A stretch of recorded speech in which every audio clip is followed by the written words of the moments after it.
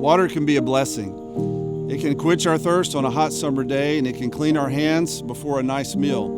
But water can also be a barrier. It can prevent us from advancing to where we want to go.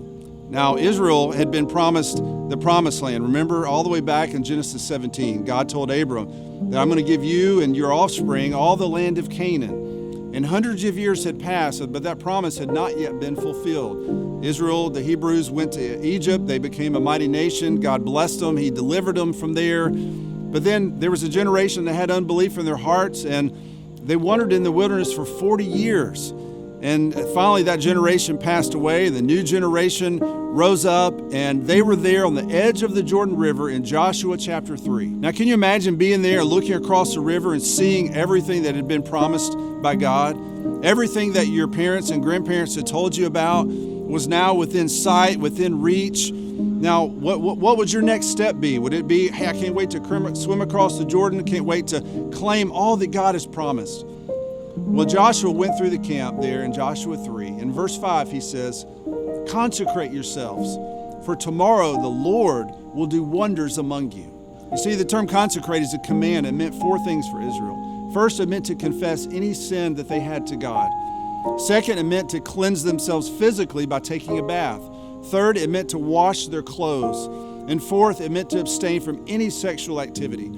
All of these acts were confession of sin, cleansing themselves, was all a response to God to say, Lord, I'm devoting myself completely to you. I'm cleansing myself the best I can. If there's any sin, I'm confessing it to you. And I want to be set apart because I love you, I trust you, and I want you to do the wonders among us. And if you read the rest of Joshua 3, God did do wonders. He caused the Jordan River to stop flowing upstream. He caused the ground to dry up, and they were able to go straight across the Jordan River.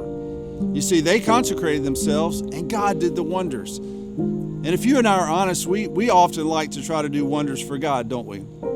We think highly of ourselves, our education, experience, people we know, resources that we have, and it's easy for us to depend upon those instead of trying to be holy and depending upon God.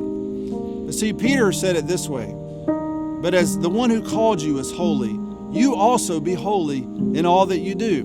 1 Peter 1:15. See, God's looking for holiness from his people. He's not looking for wonders from us. I mean, yes, he has prepared for us to do good works in advance for him, but he's not looking for us to do wonders for him. That's his job.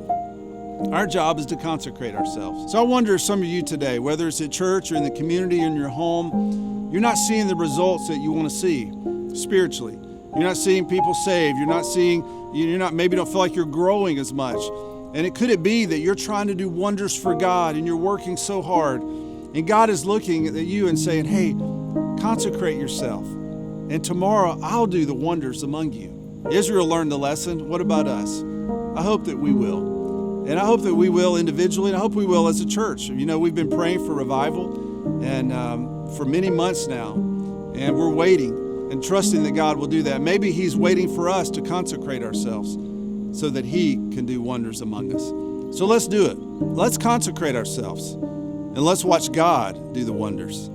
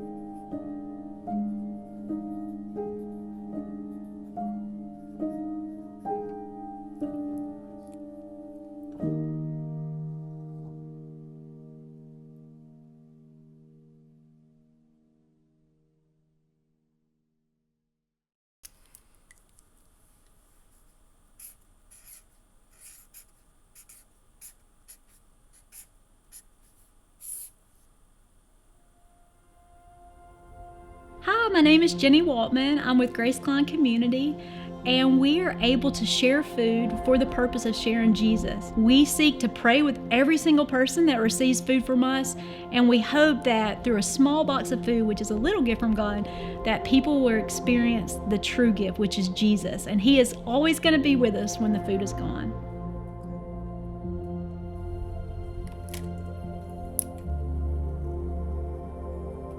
Preparing to consecrate yourself starts whenever you're preparing to get out of bed every morning. I think for me, I just realized that I was trying to do my days on my own strength instead of surrendering to God. So now every single morning I have to pray before I get out of my bed and surrender my day, my life, again to Jesus, so that whenever I get up to go brush my teeth and get my cup of coffee and start living in that day, that I'll remember to live with Jesus. And until we start to make that a reality in every day of our lives, I think we're missing the full potential of what God has for us. And for me, that's where I was. So when Grace Klein Construction started in 2006, God showed me, do you want plan A, B, and C, or do you want my plan for your life? And I had been an A, B, C person. I've been raised in America. I've been raised to chase the American dream. And whenever everything was pulled out from under me and I had to depend on God for everything, it changed everything about how I lived. I think a lot of times when people are planners, you have that plan A, B, C, and we're thinking, oh, we're going to come up with the perfect plan. And then if that plan don't work, we're going to have this. And then, well, then when do you need God? Because you have the plan. And people will always tell me, oh, I wish I had your life. You see, you experience so many miracles. And I'm like, well, be careful what you pray for, because you have to have a crisis to have a miracle. And everything about my life is this constant moments of all these crises, but God comes through.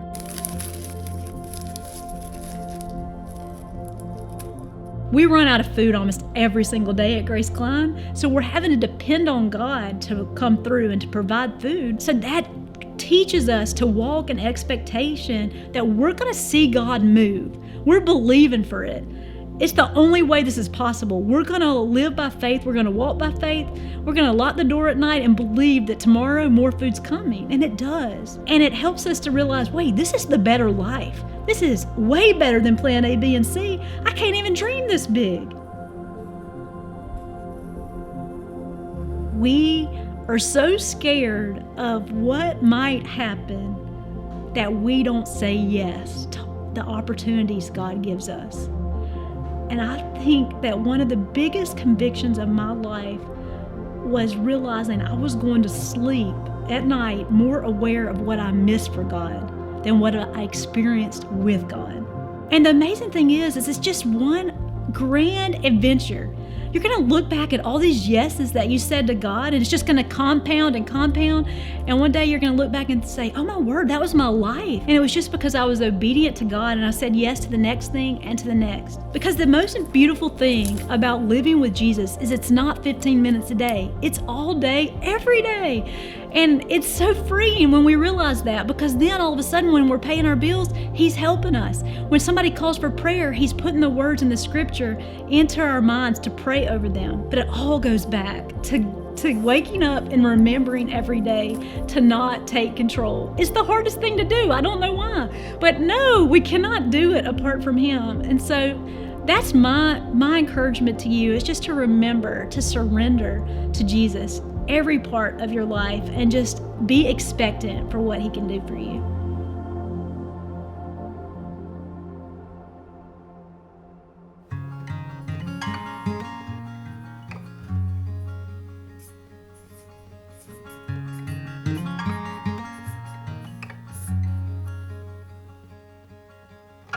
My name is James Spann, and most people think of me as the weather guy. My first grade teacher was mean as a snake. Her name was Edna Earl Porterfield. She called us by our last names. I never knew my friend's first name until second grade, but one day I got in trouble. She said, "Spann, get out here now!" And I'm thinking, uh-oh, my life is over at the age of 6. And I was in trouble because I was staring out the window and she was pouring out her heart and soul in that first grade class. But I got in the hall and I saw her do something I'd never seen her do before. She smiled. I didn't think she was capable of doing that. And she gave me this little book about weather. I never thought I'd do it for a living, but when I was in college, the little TV station in Tuscaloosa, where I was in school, offered me a job to do the weather on the late news. And they're going to pay me $1.80 an hour to do that. And I'm thinking, wow, that's a deal. Here we are, 44 years later, I'm still doing weather on television. It's the greatest job in the world. The hours are bad, the pressure is bad. There's a lot of bad things about it, but if you love weather, it's the greatest job in the world. I am living the dream. I am nothing more than living the dream.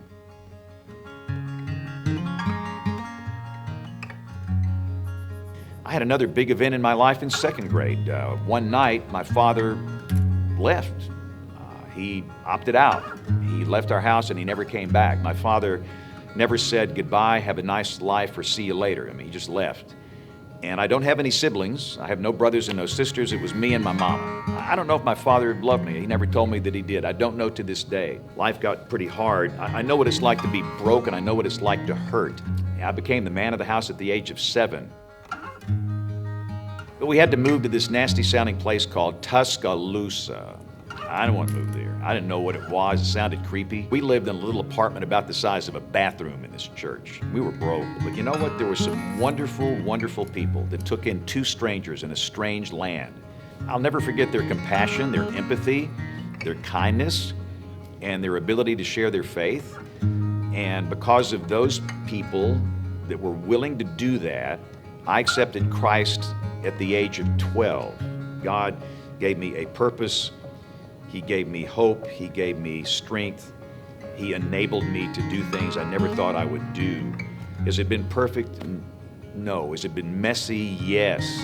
But I've learned later in life that we're here to minister to other people. That's why we're here. And once you figure that out, life gets really good. You find what your ministry role is, what you're gifted to do, and you plug into those ministries. And mine just happens to be children's ministry. 3rd graders think I'm funny.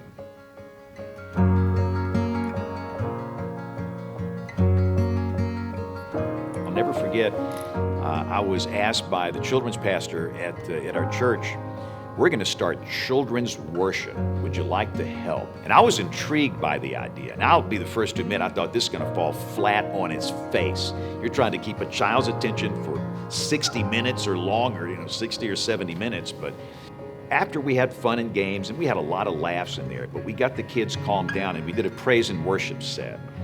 And I don't sing, I'm not in the praise band, but I'm worshiping with those kids, and I watched them, and they were focused. They were worshiping the God of this universe, and that's what God is looking for. It was genuine. I mean, it was real. I was hooked. I was all in.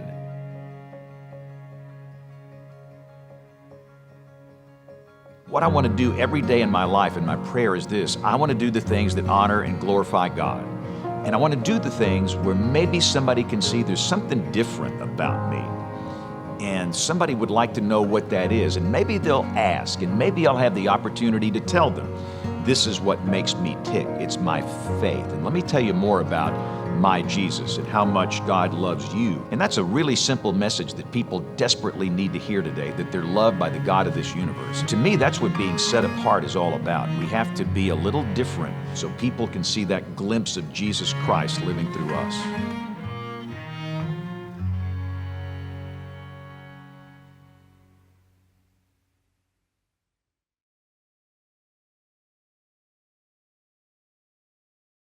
You know what? I just pray that this will come across in such a way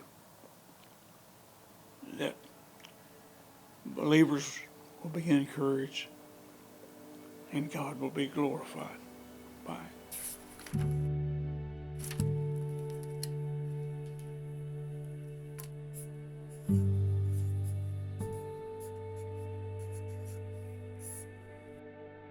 So you ready for me to begin?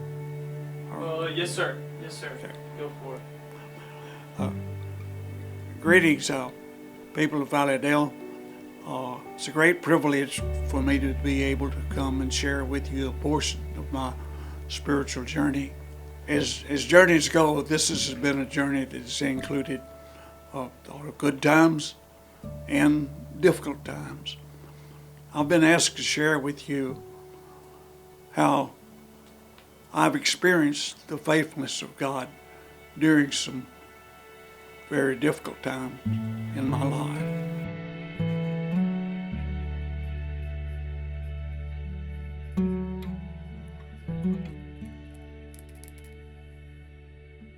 January 2017 through February of 2020,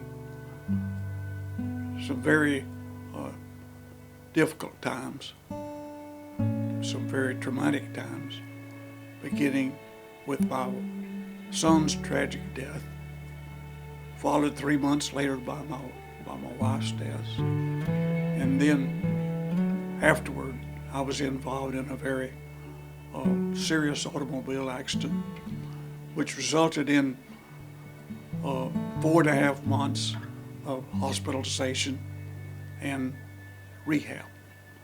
Some difficult times indeed.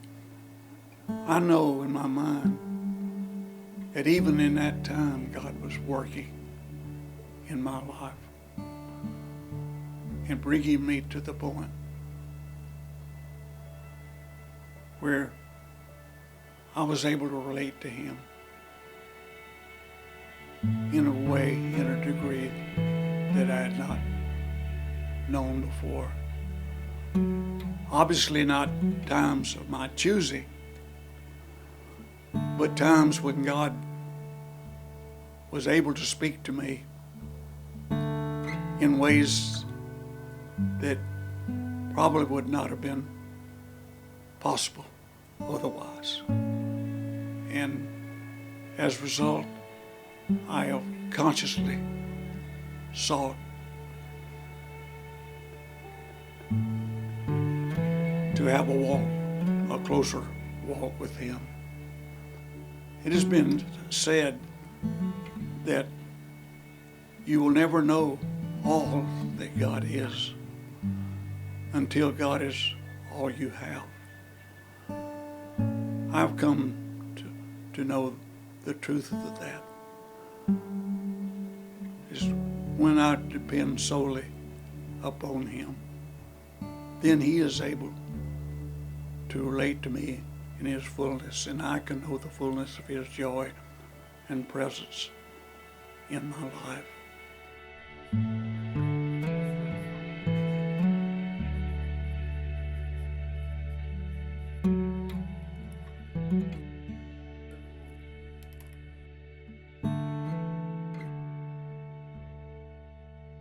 There's a difference between someone, of course, someone who's going through a difficulty hand in hand with Christ and somebody who isn't grabbing on to Christ. So what is the relationship with Christ? Well, I can give you a clear, distinctive difference.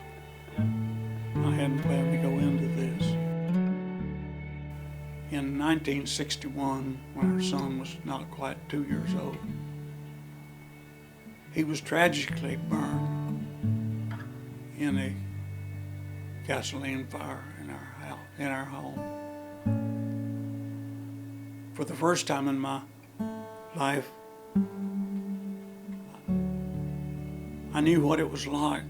I experienced what it was like to have been willing to give my very life if it could have saved my son from the experience he was going through. I was not a Christian at the time, and I've never felt so helpless in my life. What a difference. What a difference it is now in facing these testings, trials, difficulties. To know Him as my Lord and my Savior, to know Him as my God, that I can trust Him with every need of my life. I have a fuller understanding of the words that he spoke to the Apostle Paul when he said that my grace is sufficient for thee. And indeed it is. God is faithful,